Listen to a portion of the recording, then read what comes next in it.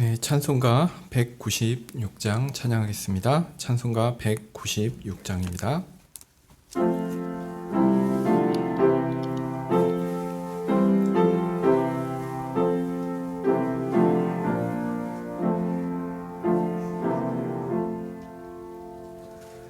날 구원하신 예수를 영원히 찬송하겠네. 저 죄인 어서 주께 와 죄 사유하심 받아라. 구하라 주실 것이요 찾으라 얻을 것이라. 죄 중에 상한 영혼을 주 온전하게 하시네. 주 우리 죄를 인하여 피 흘려 죽으셨으니 주밖에 없는 사랑을 만 백성 알게 전하세. 주 예수 사랑 못 잊어 나 항상 눈물 흘리네. 이 세상 어디 가든지 내 주만 생각하도다. 목마른 자이 샘에와 영생의 물을 마셔라. 내 주를 사랑한데도 늘 맘에 부족하도다.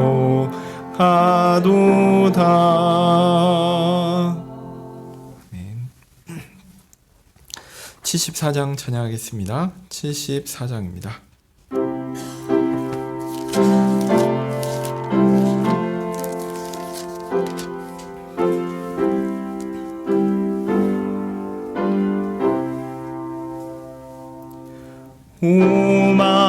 오만세 반석이신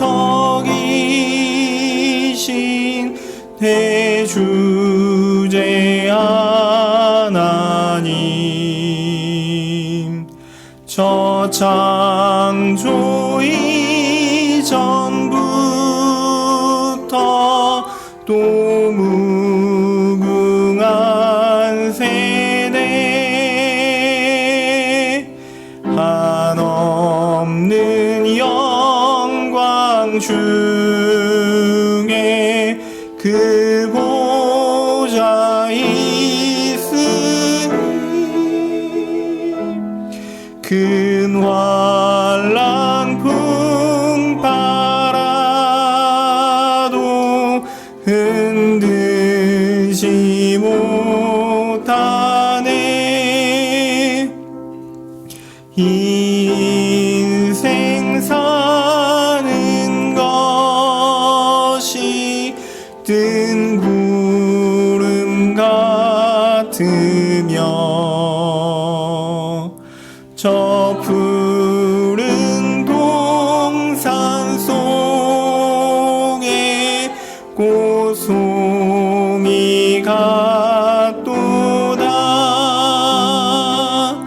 불 위에 이슬 같고 꿈같이 잠들어 이 세상 모든 영광 곧 사라지도다.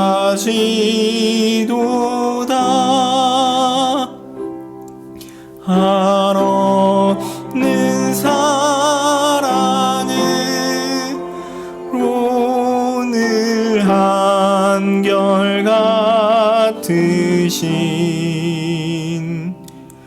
주자비 베푸시고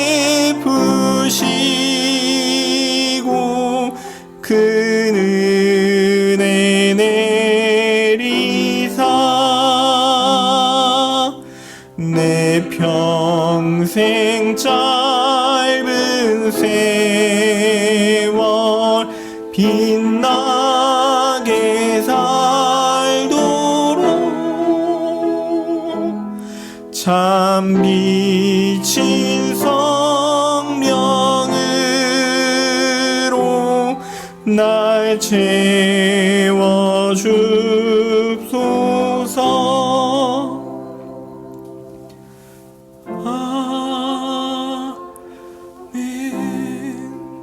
아멘. 찬송가 50장 한 장 더 찬양하겠습니다. 50장입니다.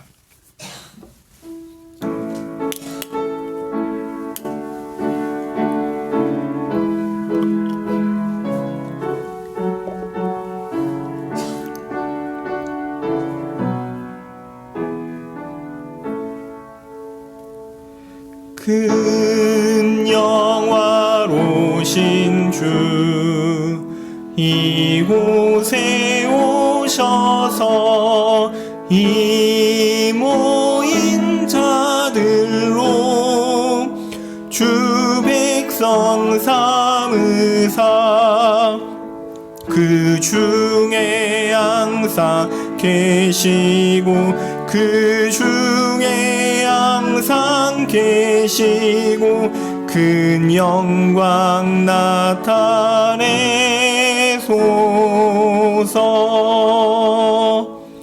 이 백성 기도와 또 예물 드림이 양내와 같으니 곧 받으옵소서.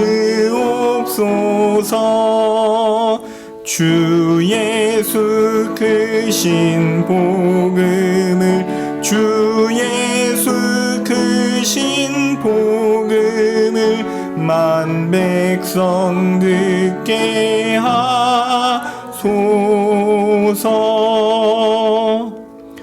또 우리 자손들 다 주를 기리고 저 성전 돌같이 기나게 하소서. 구원하신 능력을 주 구원하신 능력을 늘 끝날까지 주소서. 주 믿는 만민이 참 도를 지키며 예성도들 같이 주 찬송하다가 저 천국 보좌 앞에서 저 천국 보좌 앞에서 늘 찬송하게 하소서.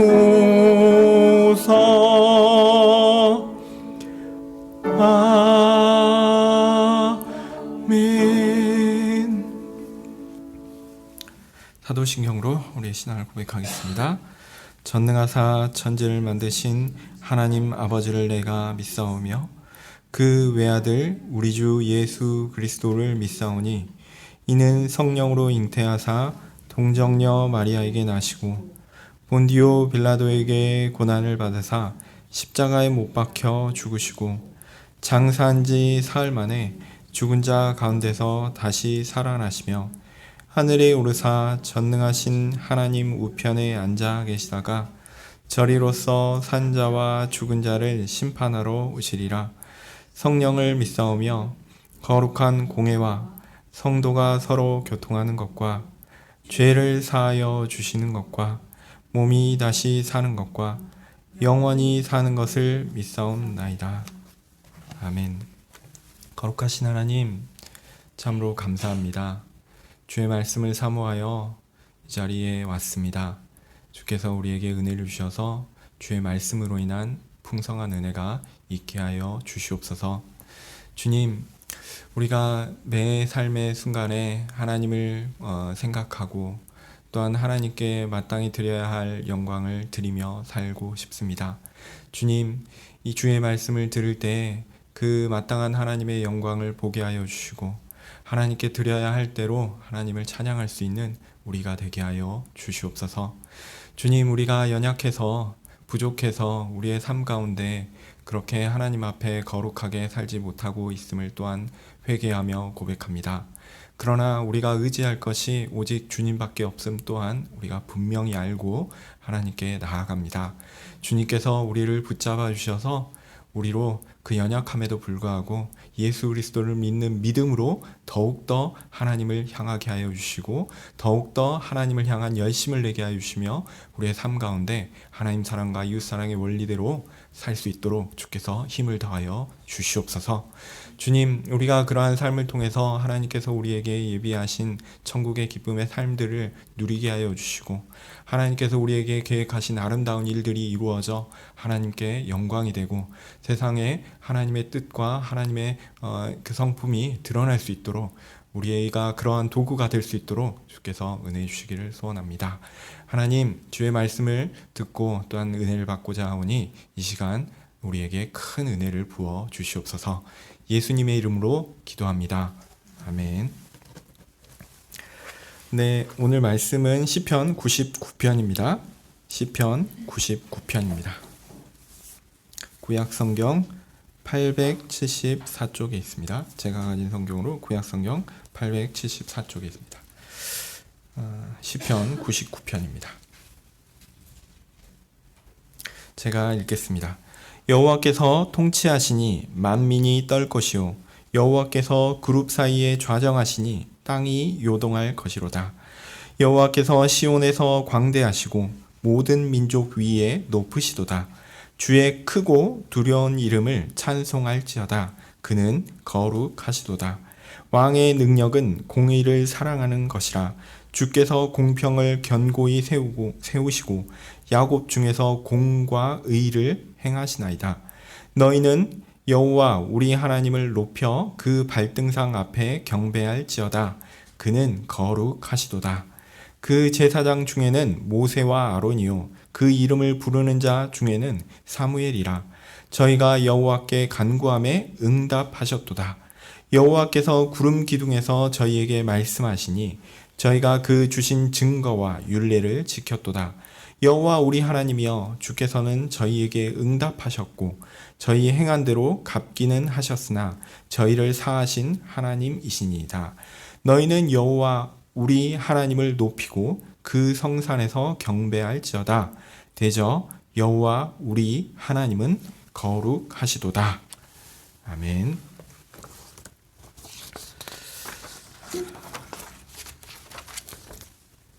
네, 시편 99편을 볼 텐데요.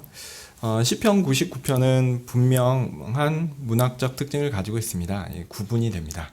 단락이 쉽게 구분이 되는데요. 이 단락이 쉽게 구분이 되는 것은 동시에 시편이 이 주제를 가지고 이야기하고 있다는 것을 알려주고 있습니다. 그것은 무엇이냐면 바로 그는 거룩하시도다라는 문구입니다. 어디에 나오냐면요, 3절 마지막에 그는 거룩하시도다 이렇게 나오죠. 그리고 5절 마지막에 그는 거룩하시도다 이렇게 나오고요. 그 다음에 9절 마지막에 대저 여호와 우리 하나님은 거룩하시도다 이렇게 나옵니다. 앞에는 이제 카도시우 해가지고 그 거룩하시도다 그는 이런 식으로 3절 5절은 이렇게 나오고, 그 다음 거는 거룩하시도다 해놓고 우리 주 하나님은 이렇게 나오거든요. 그래서 뒤에 부분이 강조되어 있다라는 것을 알 수 있습니다. 그래서 세 부분으로 나뉘는데 첫 번째, 두 번째는 일반적인 것을 얘기하고 세 번째 부분에서 그것을 종합해서 강조하고 있다라는 것들을 알 수 있습니다. 그러니까 오늘 시편은 1절부터 3절 이렇게 한 부분, 그 다음에 4절부터 5절 이렇게 두 부분, 그 다음 6절부터 9절까지 이 세 부분 이렇게 나누어집니다. 이 세 부분에 따라서 이렇게 여러분에게 좀 하나님께서 거룩하시다라는 말의 의미에 대해서 말씀드리려고 합니다. 순서대로 살펴보겠습니다. 첫 번째 부분입니다. 우선 첫 문장이 여호와께서 통치하신다 이렇게 시작합니다. 근데 제 생각에는 이것을 여호와께서는 왕이시다 이렇게 번역하는 게 조금 더 이렇게 명확하지 않을까 싶습니다. 통치하신다라는 말이 여호와께서 왕이시다 이 말이거든요. 그런데 우리는 통치하신다 그러면 뭔가 좀 폭넓은 의미를 가지고 있는데 왕이시다라고 하면 조금 더 직관적인 그런 의미를 갖는 것 같습니다. 물론 뭐 저 말고도 이렇게 개인적으로 이게 생각하시는 부분이 다를 수 있겠지만 어쨌든 본문에서는 이제 말락 해가지고 멜렉이라는 그 단어에서 그대로 히브리어에서 갖고 온 거라서 왕이시다라고 보는 것이 더 적절하지 않을까 이렇게 생각됩니다.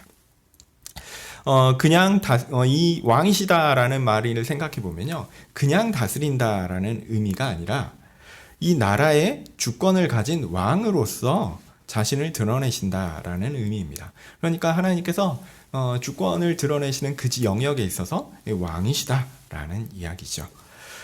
그래서 여호와께서 왕이시다 이렇게 합니다. 그리고 그렇다면 그가 다스리시는 대상은 무엇입니까?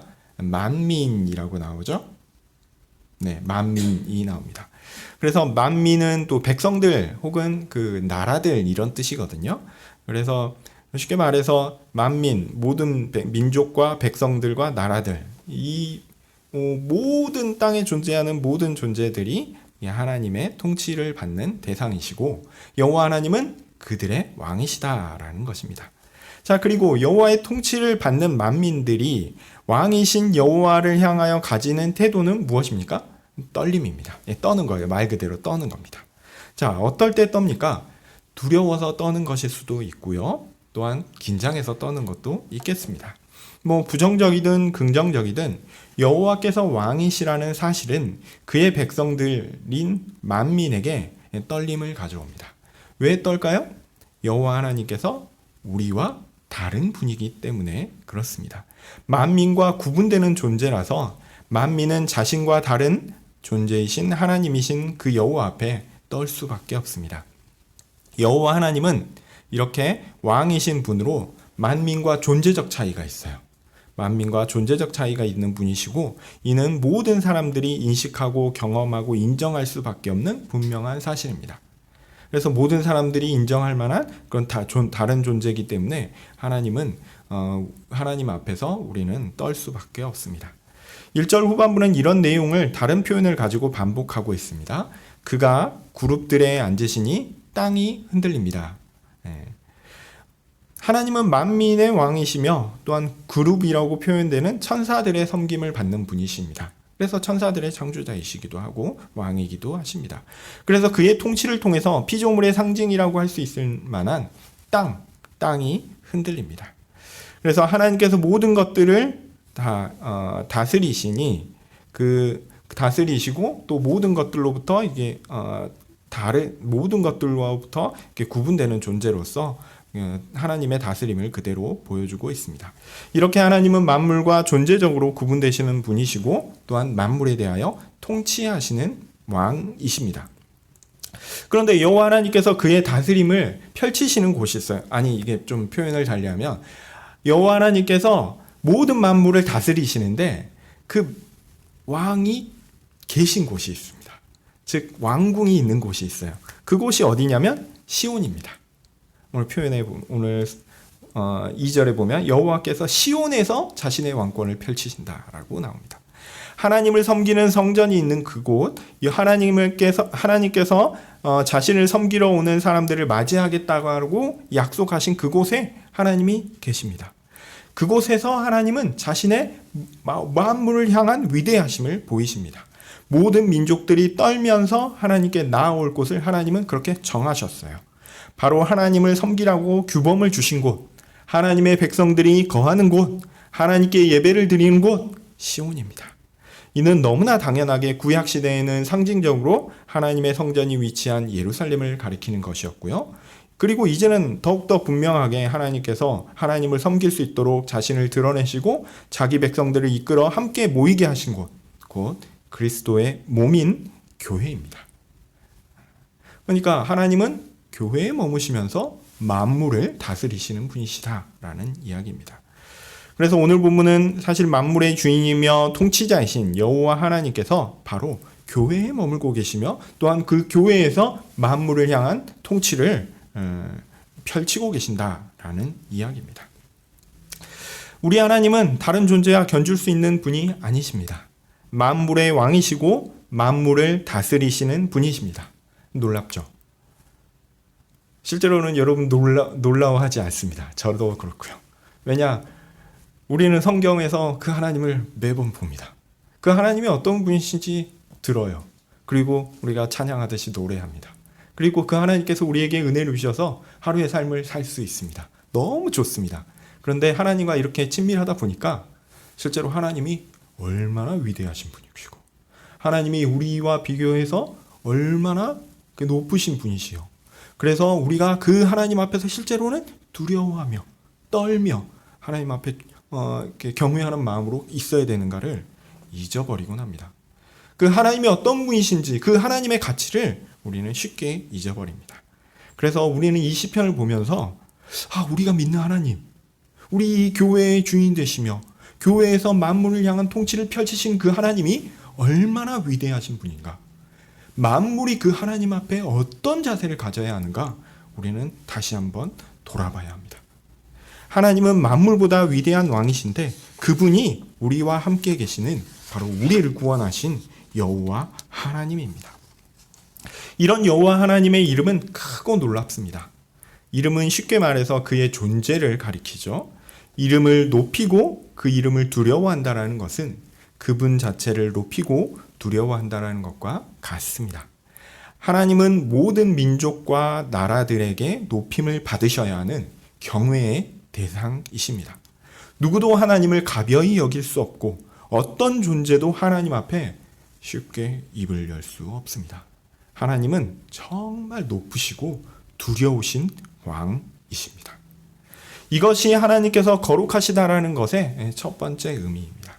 하나님께서 만민을 대상으로 자신의 거룩을 드러내실 때 그는 높고 두려운 분으로 찬송받아야 하는 분으로 시편은 선언하고 있습니다. 네, 하나님은 그런 분입니다. 이제 둘째 부분입니다. 4에서 5절인데요. 왕이 하는 행위는 자신의 통치 영역에서 자신의 통치 원리를 권위 있게 드러내는 것이다 라고 할 수 있습니다. 이것은 구체적으로 자신이 왕으로서 어떻게 자신의 나라를 완성해 갈 것인가에 대해서 보여줍니다. 그 원리를 보여주는 것이 4절에 나옵니다. 4절 한번 읽어볼까요? 왕의 능력은 공의를 사랑하는 것이라. 주께서 공평을 견고히 세우시고 야곱 중에서 공과 의를 행하시도다. 하나님께서 공정함을 사랑하시는 방식으로 자신의 능력을 드러내신다라고 합니다. 하나님은 무엇이 옳고 무엇이 그른지를 세우셨어요. 하나님의 통치 원리를 다양하게 표현하지만 일반적으로 이렇게 나타냅니다. 의로운 통치, 공의로운 통치 이렇게 표현합니다. 하나님의 법을 지키도록 하고 그에 따라서 지켰느냐 지키지 않았느냐에 따라서 공정하게 상과 벌을 시행하는 나라, 그것이 하나님의 나라입니다. 또한 하나님 나라에서 이런 원리가 잘 실현되도록 만드는 것이 뭐라고 여기 표현되어 있죠? 하나님의 능력입니다. 왕의 능력은 그의 통치를 잘 실현하는 것이라고 얘기하고 있거든요. 그래서 하나님 나라의 이 원리, 하나님의 말씀대로 사는 자에게 상을 주고 하나님의 말씀대로 살지 않는 자에게 벌을 주는, 그것이 잘 실천되도록 하는 것이 통치자 곧 하나님의 능력이다라고 할 수 있습니다. 물론 우리가 여기서 주의할 것은 의롭다, 그러니까 공정하다, 의롭다 이렇게 표현할 때는 다른 누구의 기준을 가져와서는 안 됩니다. 하나님께서 세우신 원리를 그대로 가져와서 하나님 나라에 적용해야 합니다. 하나님은 한 번도 법을 바꾼 적이 없으세요. 처음부터 끝까지 하나님의 법은 일관됩니다. 사람의 어떠함에 따라서 하나님의 법이 바뀐 적이 없습니다. 네, 그 하나님의 법을 적용해야 합니다. 하나님께서 능력이 있다, 왕으로서 능력이 있다라고 말할 수 있다면 그 원리가 공정하게 하나님 나라에서 실천된다라고 할 수 있겠죠. 그런 점에서 사실 우리는 좀 무서워해야 해요. 하나님께서 하나님의 법의 원리에 따라 우리를 공정하게 판단하신다면, 하나님의 법의 원리에 맞춰 사느냐 그렇지 않느냐라고 공정하게 판단하신다면 그 결과는 우리에게 정죄라는 것을 우리는 너무 잘 알고 있습니다. 그래서 하나님이 공의롭다라고 얘기하면 네, 하나님 의로우셔야죠 이렇게 얘기하는 게 아니라 그 말 듣는 순간 뜨끔합니다. 아, 이게 나에게 적용되면 심각한데. 네, 하나님의 능력 곧 의를 공정하게 판단하시는 것이 실천되는 현장을 4절은 구체적으로 어디에서 실천된다고 얘기하고 있습니까? 야곱 중에서라고 얘기하고 있습니다. 이렇게 밝히고 있는데, 그러면 이 대상은 하나님의 선택한 백성들 가운데 이루어지고 있다라는 얘기입니다. 앞서 말씀드렸듯이 구약 시대에는 이스라엘 백성들이 이 대상이고요. 지금은 어떻습니까? 교회입니다. 그리스도의 몸된 교회입니다. 하나님은 사실 모든 만민 가운데 하나님의 능력을 보이지 않으셨어요. 즉 하나님께서 만민의 왕이신데 하나님의 통치 원리를 실현하는 그 능력이 드러나는 곳은 만민 중에서 어디에만 지금 드러나고 있는 거냐면 야곱 가운데, 즉 교회 가운데만 드러나고 있습니다. 그래서 어떻습니까? 세상은요 온갖 불의가 판을 치고 있습니다. 굳이 성경을 따른 하나님의 법의 원리를 이야기하지 않더라도 세상의 외적 법의 기준에 보더라도 세상은 어떤 모습입니까? 악한 자가 힘이 있고 선한 자를 핍박하며 약한 자를 억압하고 자신의 이익을 위해 다른 사람을 착취하며 그렇게 하는 것을 거리게 하지 않는 그런 것이 우리네 세상입니다. 그런 세상에서 하나님의 공의로운 공정한 심판이 이루어지고 있습니까? 만민을 향한 하나님의 통치가 이루어지고 있습니까? 아직은 아닙니다. 우리는 그날이 곧 올 것이라는 것을 알고 있습니다. 예수님이 오시는 그날 그 모든 통치가 완벽하게 이루어져 하나님께서 왕으로서 능력이 완전하게 드러날 것입니다. 그런데요, 지금은 아직은 아니에요. 그런데 오늘 본문은 야곱 중에서, 그러니까 하나님의 백성 가운데, 교회 가운데 하나님의 그런 공정한 의가 실천되고 있다라고 이야기하고 있거든요. 교회 가운데 하나님의 공정한 심판의 원리가 실천되고 있다라는 겁니다. 왜냐하면 하나님의 능력이 그것을 통해서 드러나고 있거든요. 앞서 우리가 매우 무서워해야 한다고 말씀드렸죠. 그런데 흥미롭게도 교회 가운데 이 원리가 실천되고 있다라는 것을 성경은 이야기하고 있습니다. 여기에 교회의 비밀과 축복이 숨겨져 있습니다. 바로 이건 사실 뒤에 얘기하면 좀 더 이렇게 뭐라고 해야 되나 기승전결이 딱 맞을 텐데 제가 그런 걸 잘 못하니까 바로 정답을 말씀드리면 바로 우리 구세주 예수 그리스도께서 하나님의 통치의 원리를 따라 하나님의 공정한 의가 이루어지도록 하셨다는 사실, 그것이 우리에게 매우 중요합니다. 예수님의 십자가의 죽으심은 우리가 마땅히 당해야 할 무시무시한 형벌을 다 감당하신 것입니다.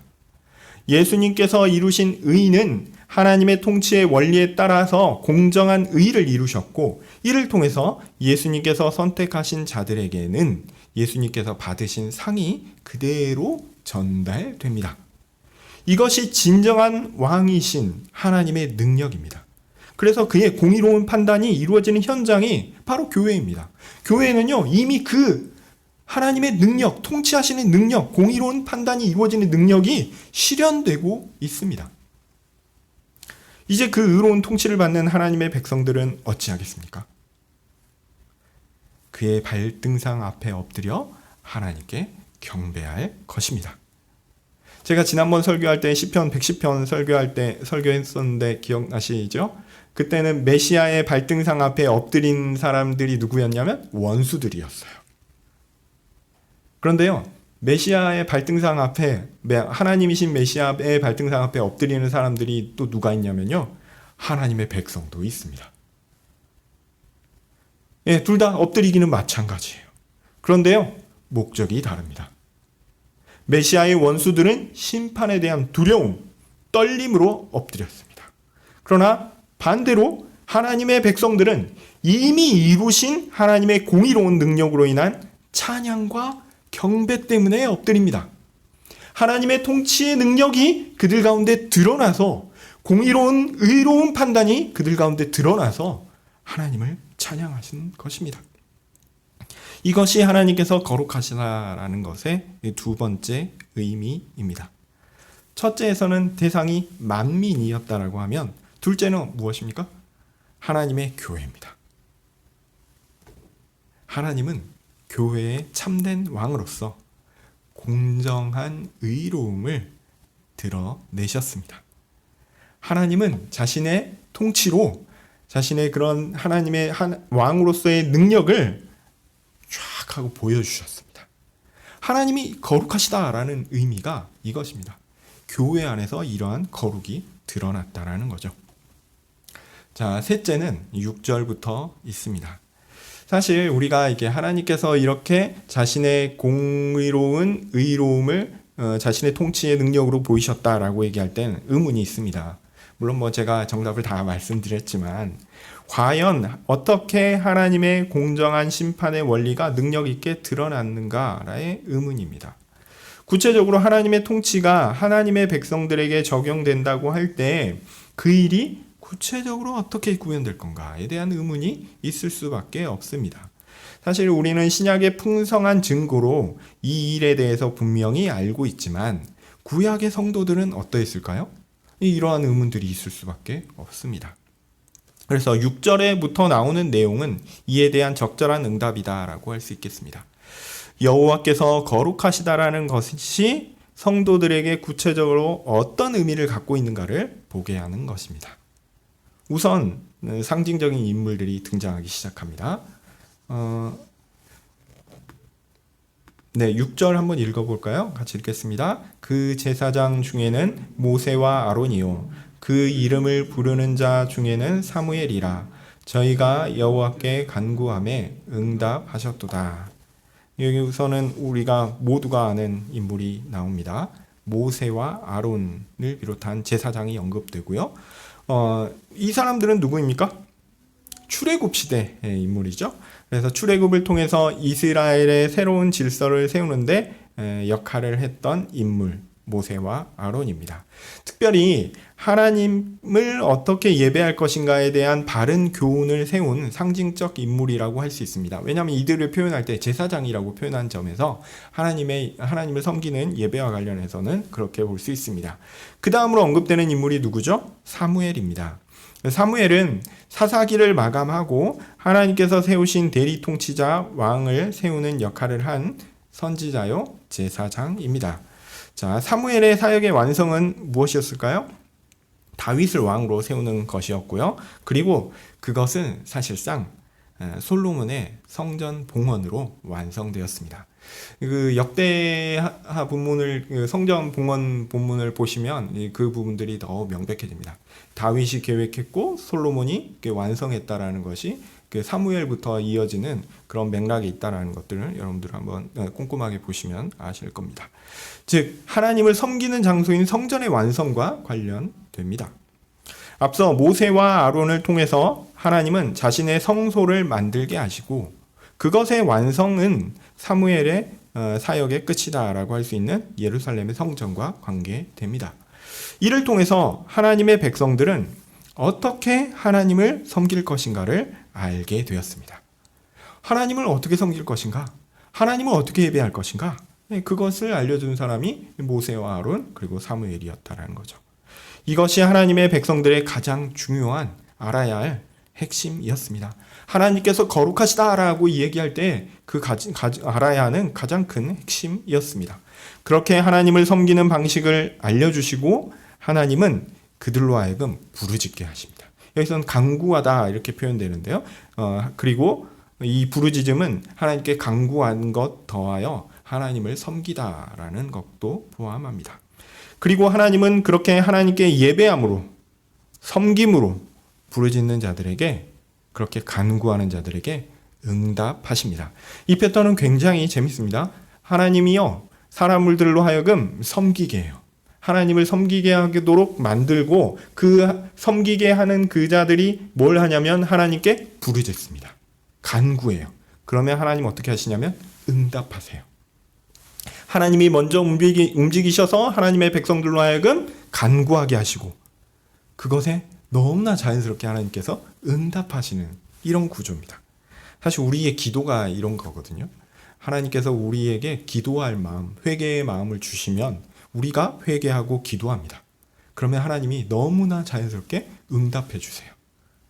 이게 중요한 시스템입니다. 우리가 회개하고 간구하는 것 또한 누가 사실은 마음을 주시고 어떻게 하라고 알려주시는 거냐면 하나님이 우리에게 알려주시는 거다라는 거 기억하셨으면 좋겠습니다. 네, 그건 차치하고요. 자, 과연 하나님의 백성들은 구체적으로 무엇을 위해 예배하며 무엇을 부르짖었을까요? 우리는 여호와라는 이름을 알고 있습니다. 이 여호와라는 이름도 누가 누구에게 알려주신 거죠? 하나님께서 누구에게 알려주셨죠? 모세에게 알려주신 이름이에요. 이는 언약과 관련된 이름인데 구체적으로 말하면 그들이 하나님의 백성이 되고 하나님께서 그들의 하나님이 되시겠다라는 그 약속과 관계되어 있습니다. 다시 한번 이거는 이런 문구는 여러분들 꼭 기억하시고 또 기억하셨으면 좋겠습니다. 이스라엘 백성들 혹은 교회가 하나님의 백성이 되고 하나님께서 그들의 하나님이 되시겠다.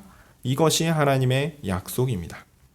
하나님 나라의 왕이신 하나님의 통치가 구체적으로 실현되는 영역에 속한, 그러니까 교회에 속한 백성들이 되었기 때문에 하나님은 자기 백성들에게 섬김과 예배의 원리를 알려주셨습니다. 그렇게 하나님을 섬기고 하나님을 예배하는 것이 그들에게 마땅한 것이다 라고 알려주고, 이렇게 하나님을 섬기고 또 예배하는 것을 통해서 이 사람들은 하나님께서 그 자신의 나라를 능력으로 다스리는 것들을 경험하게 되거든요. 즉 하나님의 공의로운 심판, 공의로운 판단, 의로운 통치가 이루어지는 것들을 기대하면서 보게 되거든요. 이럴 때 무엇을 간구하게 될까요?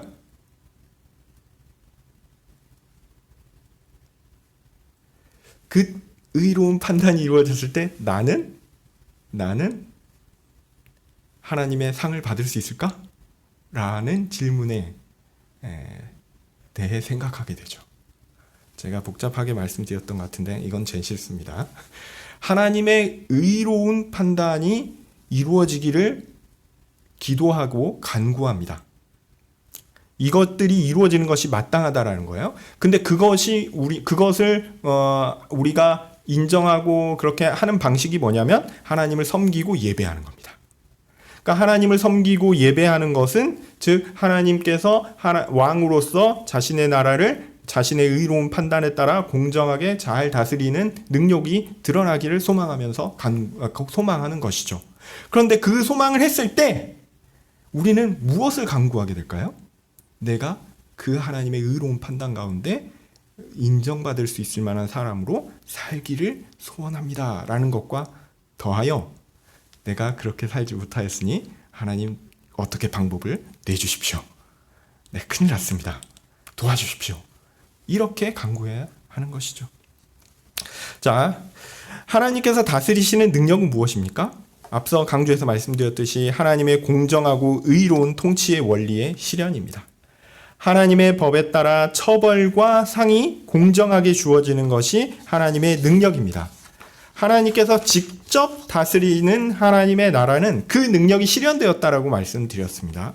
그리고 하나님은 모세와 아론 그리고 사무엘을 이야기하시므로 자신을 섬기고 예배하는 원리 가운데 그 능력이 실현되었다라고 말씀하시는 것이나 다름이 없습니다. 여기에 큰 비밀이 있는 거예요.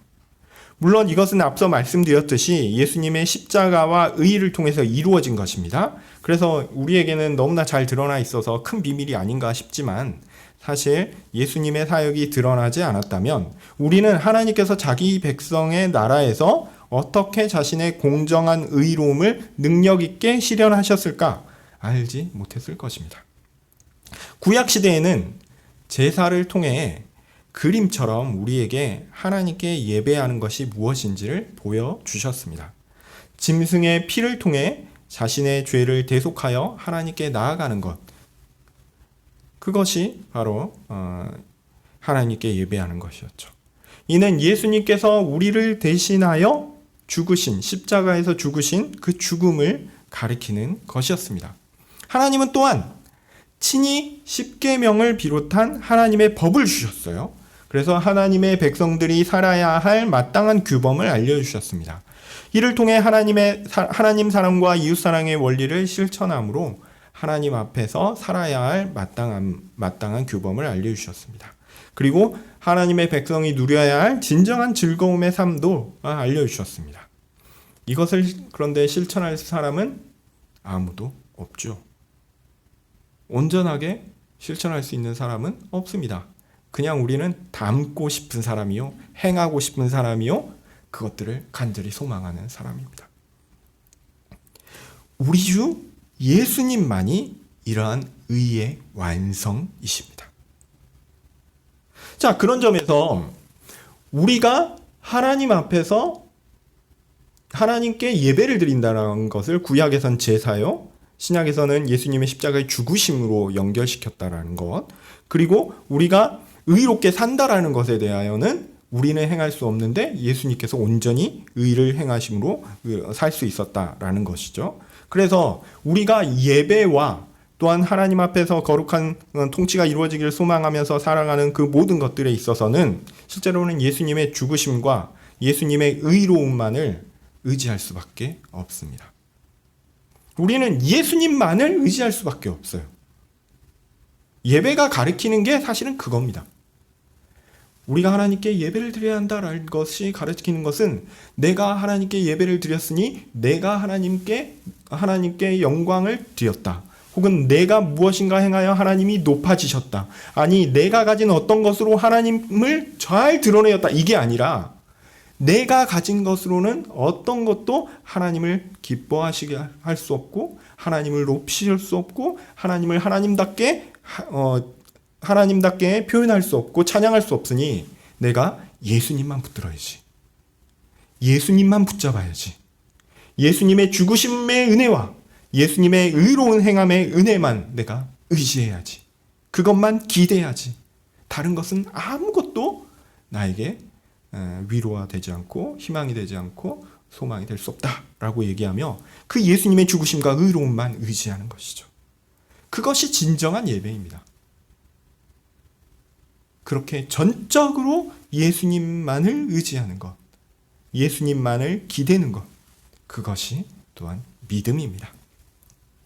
이렇게 하나님께서 자기 백성에게 베푸신 예배의 모습, 삶의 모습, 이것이 하나님을 섬기며 하나님을 예배하는 것이죠. 이걸 다른 말로 뭐라고 한다 그랬죠? 예수님을 의지하고 예수님을 믿는 것이다 라고 말씀드렸습니다.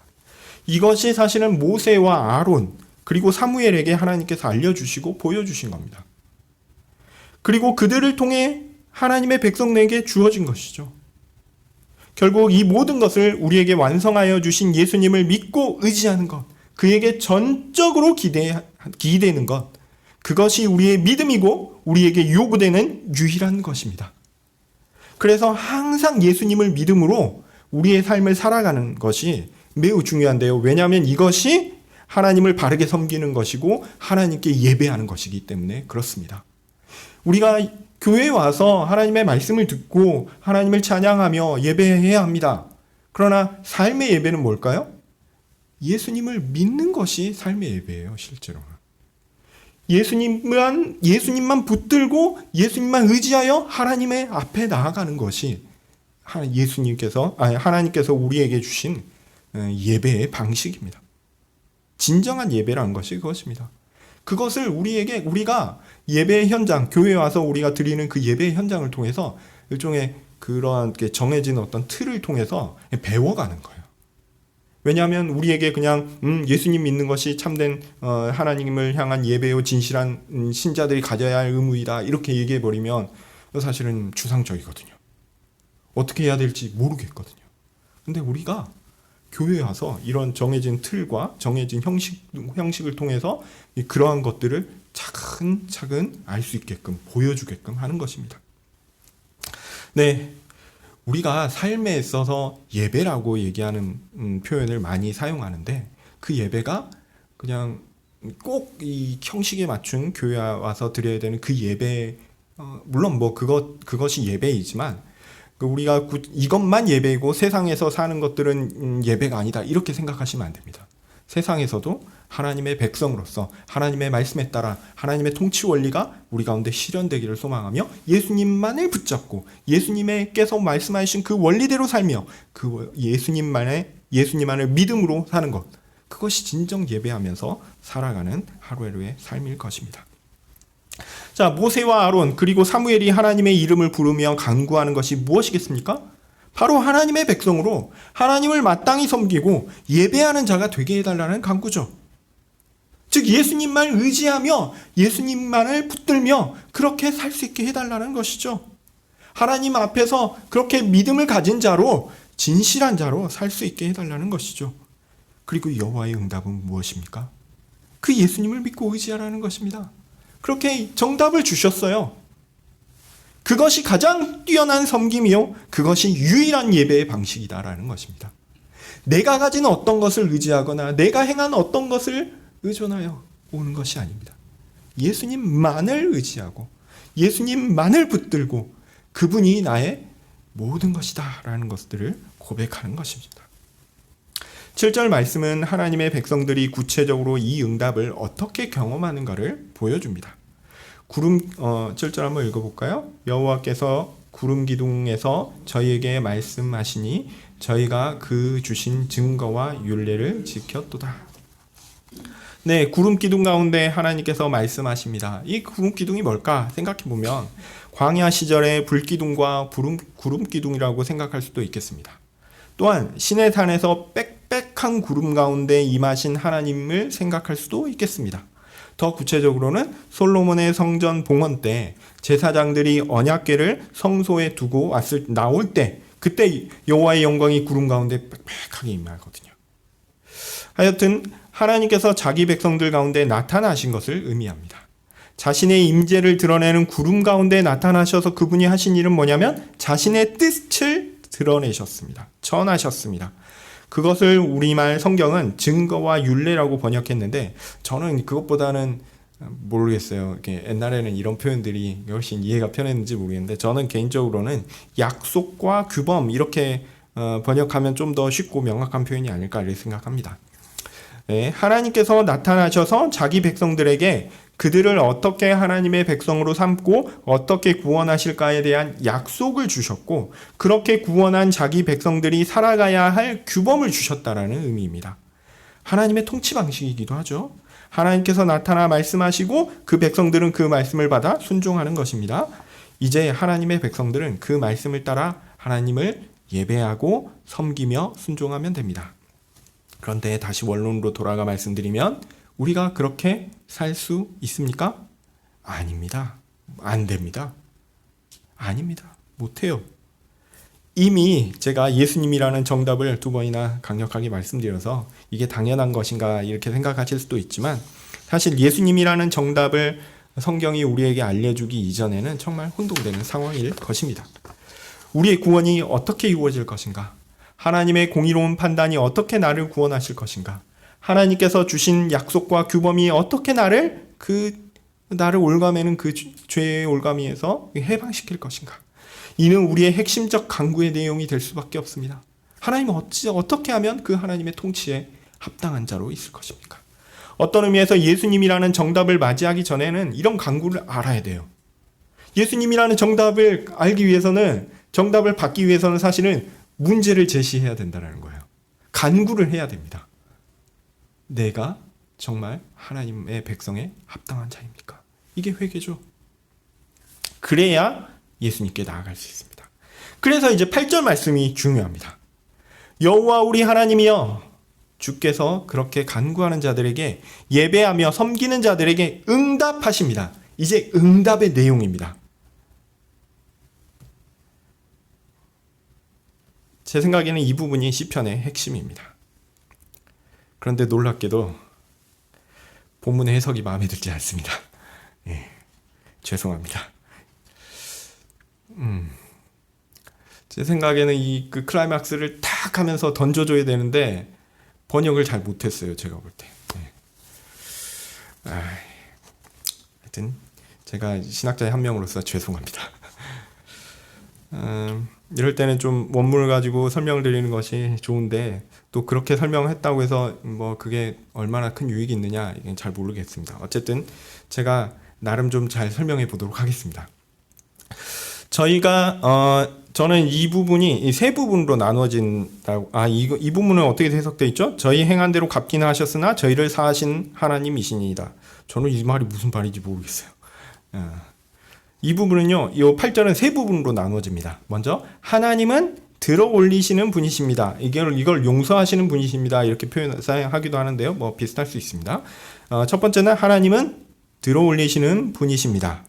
두 번째가 주는 그들을 위하여 계십니다. 세 번째가요, 주는 그들의 행위에 복수하는 분이십니다. 요겁니다. 다시 첫 번째는 하나님은 들어 올리시는 분이시고요. 두 번째는 주는 그들을 위하여 계시는 분이시고요. 세 번째로 주는 그들의 행위에 복수하시는 분이십니다. 요 세 가지입니다. 간략한 시기 때문에 사실 이 부분들은 생략된 부분들이 있고 또한 우리말 성경에서 결정적으로 그리고라는 표현이 생략되어 있어요. 그래서 저는 이거를 좀 풀어서 해석하면 하나님은 가져가시는 분이신데 그들을 위하여 계십니다. 그리고 이거를 좀 반복해서 설명합니다. 반복한 것을 넣어서 제가 했습니다. 그리고 하나님은 그들의 행위에 보복하시는 분이신데 그들을 위하여 계십니다. 그래서 그들을 위하여 계십니다가 한가운데 있거든요. 이것들을 앞뒤로 넣어야 된다고 봅니다. 그래서 하나님은 들어올리시는 분이신데 그들을 위하여 계십니다. 하나님은 그들의 행위에 보복하시는 분이신데 그들을 위하여 계십니다. 자, 하나님이 하시는 일이 두 가지로 언급돼요. 하나는 들어올리는 것, 가져가는 것이란 똑같은 말이고요. 그 다음에 이거는 보복한다라는 말도 또한 뒤에 사용됩니다.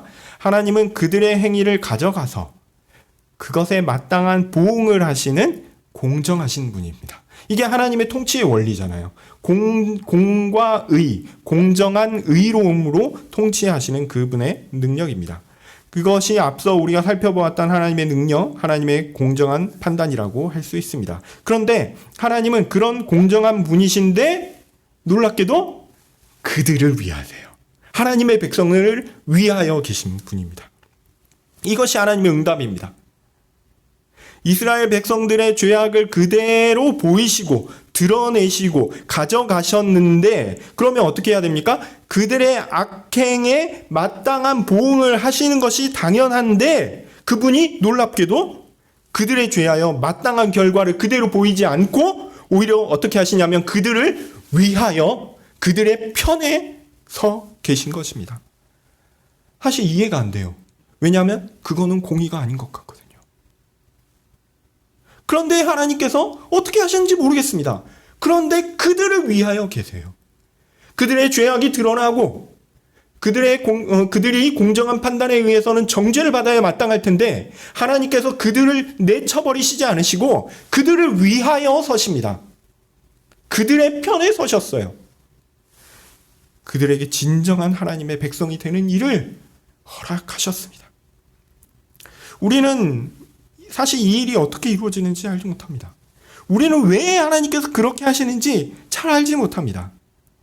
그런데요, 다만 그렇게 하나님의 백성의 은혜를 경험한 사람들에게 요구되는 것이 있습니다. 그게 9절입니다. 높이라 여호와 우리 하나님을, 그리고 엎드리라 거룩한 산을 향하여.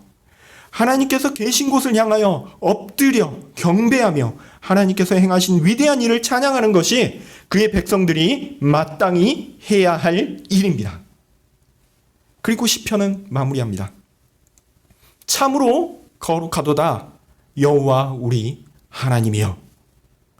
참으로 거룩하도다 여호와 우리 하나님이여. 이것이 거룩의 세 번째 의미입니다. 하나님의 백성들을 향하는 하나님의 거룩입니다. 이것이 우리는 어떻게 실현되었는지 예수님을 통해서 분명한 정답을 알고 있습니다. 그런데요, 시편 99편을 읽는 구약 사람들에게는 조금 희미했을 것 같아요.